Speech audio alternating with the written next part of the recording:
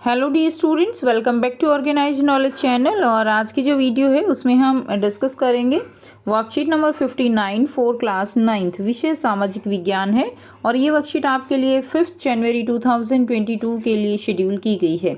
आज की जो वर्कशीट है बच्चों, उसमें हम जलवायु जो चैप्टर है उसी को कंटिन्यू करते हुए आगे पढ़ेंगे। वर्कशीट शुरू करने से पहले प्लीज़ चैनल को सब्सक्राइब कर दीजिए, बेल आइकन को प्रेस कर लो ताकि आपको आने वाली वीडियोस की नोटिफिकेशन वो समय से मिल जाए। देखिए क्या दिया गया है आज की वर्कशीट में। नाउ भारतीय मानसून, हमने पिछली वर्कशीट में पढ़ा था कि जो भारत की जलवायु है वो मानसूनी है। ठीक है, कि यहाँ पर मानसूनी मौसमी हवाएं चलती हैं। और मानसून का मतलब क्या होता है, यानी जो हवाएं हैं उनकी दिशा में परिवर्तन की वजह से जो मौसम बदलते हैं उन्हें हम क्या कहते हैं, वो जो जलवायु क्रिएट होती है उसको हम मानसूनी जलवायु कहते हैं। तो मानसूनी मौसमी हवाएं हैं जो मौसम के परिवर्तन के साथ प्रवाह की अपनी दिशा को उलट देती हैं, यानी जो पवन है उनकी दिशा परिवर्तित हो जाती है और दिशाओं के परिवर्तित होने से जो हवाएं हैं वो मानसूनी हो जाती हैं। मानसून का प्रभाव मोटे तौर पर उष्णकटिबंधीय क्षेत्र में यानी 20 डिग्री जो है उत्तर और 20 डिग्री दक्षिण के बीच रहता है। भारत में मानसून के तंत्र को समझने के लिए निम्नलिखित तथ्यों की जानकारी जो दी गई है वो यहाँ पर ज़रूरी है। तो अगर हम देखें कि जो मानसूनी पवनें चलती हैं वो जो है जो उष्णकटिबंधीय क्षेत्र है, उष्णकटिबंधीय क्षेत्र यानी जहाँ पर आप कह सकते हो गर्मी ज़्यादा है, जो कि जैसे हमारा ये विषुवत है उसके 20 डिग्री उत्तर की ओर और 20 डिग्री दक्षिण के बीच में जो है ये लगभग जो है रहता है। क्लियर। उसके बाद देखिए इसके तंत्र को समझने के लिए कुछ बातें जो हैं वो हमें समझना ज़रूरी है।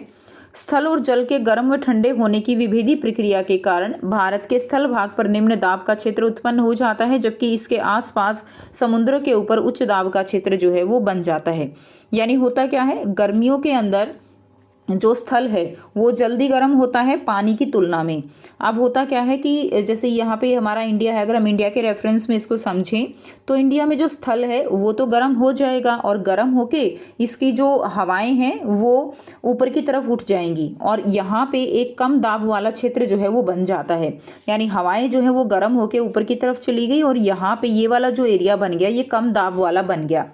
अब हवाओं की जो चलने की खासियत होती है वो क्या होती है कि हवाएं हमेशा उच्च दाब से निम्न दाब की ओर चलेंगी। क्लियर है। तो इसीलिए गर्मियों में क्या होता है कि जो ज़मीन है वहाँ पर कम दाब का क्षेत्र बन जाता है, लेकिन जो समुंदर है, समुद्रों में क्या होता है, अगर हम इसको समझें तो देखिए गर्मियों के महीने की स्थिति ये दी गई है जून महीने की। तो उससे क्या होगा कि जो समुद्रों का पानी है वो जल्दी गर्म नहीं होगा, जल्दी गर्म नहीं होगा तो वहाँ पे उच्च दाब का क्षेत्र रहेगा। मैंने आपको बताया हवाओं की खासियत के बारे में कि वो उच्च दाब से निम्न दाब की ओर चलती हैं, जैसा कि आप साइंस में भी पढ़ चुके हो। तो जो है उच्च दाब से निम्न दाब की ओर यह हवाएं जाएंगी तो यहाँ से ये पानी से भरी हुई होंगी। अब जो हवाएं हैं उच्च दाब कहाँ पर हैं, उच्च दाब तो समुद्र का जो है वहाँ पर हैं। तो यहाँ से ये हवाएं ज़मीन की तरफ जो है जाएंगी और पानी से भरी हुई होंगी जो कि बारिश को लेकर जाती हैं, जिसके कारण गर्मियों में इंडिया में बारिश होती है। ठीक है। सर्दियों में क्या होता है, सर्दियों में इसका थोड़ा उल्टा हो जाता है। क्लियर। तो सर्दियों में जो है जब पानी गर्मियाँ जाते जाते गर्म हो जाता है। अब ज़मीन की एक खास बात है कि वो जितनी जल्दी गर्म होती है उतनी जल्दी ठंडी भी हो जाती है और पानी थोड़ा लेट गर्म होगा और लेट ही ठंडा होगा। तो जैसे जैसे गर्मियाँ चली जाती हैं ना तो पानी गर्म हो जाता है, पानी गर्म हो जाता है तो उसके ऊपर की हवा जो है वो ऊपर उठ जाती है, जिसके कारण वहाँ पर निम्न दाब का क्षेत्र बन जाता है। और सर्दियों में क्या होगा, सर्दियों में जो हवाएं हैं वो क्या होंगी, उल्टी जो है वो आने लगती हैं।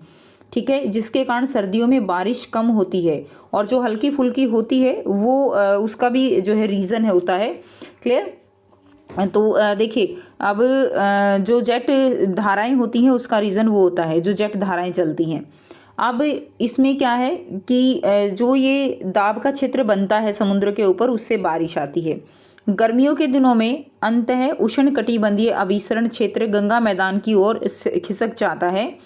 ठीक है। तो ये ITCZ ये क्षेत्र बन जाता है अंतः उष्णकटिबंधीय अभिसरण क्षेत्र। इसमें क्या होता है कि जो विषुवत है यानी कर्क रेखा से लेकर और मकर रेखा तक, इसके बीच में यहाँ पे पवनें जो हैं वो इकट्ठी होने लगती हैं। ठीक है, यहाँ पे एक बहुत ही निम्न दाब का क्षेत्र बन जाता है। और देखिए जो विषुवत वृत्त होती है ना, उसके ऊपर सूर्य की किरणें सीधी पड़ती हैं तो वहाँ का तापमान ज़्यादा तो निम्न दाब का क्षेत्र जो है वो बन जाता है। अब निम्न दाब का क्षेत्र जो है यहाँ पे पवनें क्या करती हैं, पवनें जो है यहाँ पे इकट्ठी होने लगती हैं दोनों तरफ से। ठीक है, इसी क्षेत्र को हम बोलते हैं, और यहाँ पे निम्न दाब का क्षेत्र बनता है हमेशा, इसी क्षेत्र को हम बोलते हैं ITCZ। ठीक है, अंतः उष्णकटिबंधीय अभिसरण क्षेत्र। अभिसरण का मतलब होता है इकट्ठी होना, अंतः का मतलब है जो है इंटर का मतलब क्या है, यहाँ पे देखिए कर्क रेखा से मकर रेखा तक ये जो बीच का क्षेत्र है ये इसके लिए अंतः कहा गया है कि इसके अंदर होता है जो भी झोलमाल होता है। क्लियर। अब इसमें क्या होता है कि गर्मियों के दिनों में ये सारा गंगा मैदान की ओर खिसक जाता है, और यह विषुवतीय गर्त है। गर्त का मतलब समझते हो ना, ऐसे खाई जिसको हम कह सकते हैं, जो प्राय विषुवत वृत्त से 5 डिग्री उत्तर में स्थित है, और ये जो है मानसून गर्त के नाम से जाना जाता है। तो उत्तरी और दक्षिणी गोलार्ध की व्यापारिक पवनें जो होती हैं वो यहाँ पर एकत्रित हो जाती हैं, यहाँ पर इकट्ठी होने लगती हैं, जिसको हम ITCZ कहते हैं। उसके बाद तीसरी चीज़ जो इसको प्रभावित कर रही है वो है हिंद महासागर में मेडागास्कर जो है, हिंद महासागर में मेडागास्कर के पूर्व लगभग 20 डिग्री दक्षिणी अक्षांश में उच्च दाब वाले क्षेत्र की उपस्थिति भारतीय मानसून को प्रभावित करती है। तो इसमें हम देखेंगे तो ये जो है यहाँ पर ये जो सी है ये मेडागास्कर है, और यहाँ से जो है बहुत ही तेज़ जो है क्या चलती हैं, पवनें चलती हैं, जो कि भारत की जो मानसून पवनें हैं उनको जो है क्या करती हैं, प्रभावित करती हैं।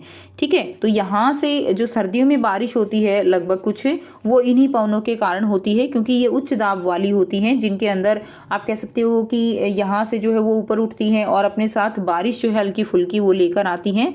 ठीक है, लेकिन गर्मियों में क्या होता है ना, गर्मियों में ये जो धाराएं चलती हैं ना ये बहुत तेज़ स्पीड से होती हैं, और ये गर्मियों के दिनों में ये पूरा जो है इसके ऊपर से चली जाती हैं। ठीक है, यानी जो गर्मियों में हमारी जो मानसून पवनें आती हैं ना, ये उनको अपने साथ बहाकर नहीं ले जाती, और अगर ये ऐसे ले जाए ना गर्मियों की पवनों को भी, तो भारत में बारिश ही ना हो।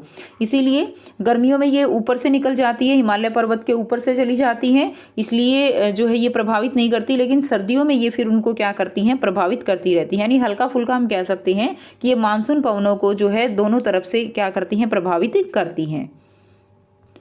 उसके बाद नेक्स्ट देखिए, गर्मियों में तिब्बती पठार के गर्म होने के परिणाम स्वरूप पठार के ऊपर समुद्र तल से लगभग, तो ये सारा क्या है, ये इधर जो है तिब्बत का पठार है। तो जो तिब्बत का पठार है उसके गर्म होने के परिणाम स्वरूप भी पठार के ऊपर समुद्र तल से लगभग 9 किलोमीटर की ऊंचाई पर तीव्र ऊर्ध्वाधर वायु धाराएं और उच्च दाब का जो है क्या होता है, निर्माण होता है। तो ये भी इसको प्रभावित करते हैं। गर्मियों में हिमालय में उत्तर पश्चिमी जट धारा और भारतीय प्रायद्वीप के ऊपर उष्णकटिबंधीय पूर्वी जट धारा उपस्थित होती हैं, और यह भारत की जलवायु के अधिकांश भाग को लगभग वर्ष भर जो है क्या करती हैं, प्रभावित करती हैं। ठीक है, तो ये जो है कुछ आपको फैक्टर्स दिए गए हैं। अगर आप इसको NCERT से पढ़ोगे तो और आपको इसको डिटेल में अच्छे से समझ आएगा, क्योंकि ये आप कह सकते हो कि काफ़ी बड़े बड़े कॉन्सेप्ट हैं ये, जो आप एक अच्छे से जो है जब इसको डीप में पढ़ोगे तो आप इसको और ज़्यादा क्लियर कर पाओगे। ठीक है, तो बुक से इसको ज़रूर से स्टडी कीजिएगा। अब आपको यहाँ पे बहुत ही आसान से 4 जो है प्रश्न दिए गए हैं, जिनके आंसर हम करेंगे।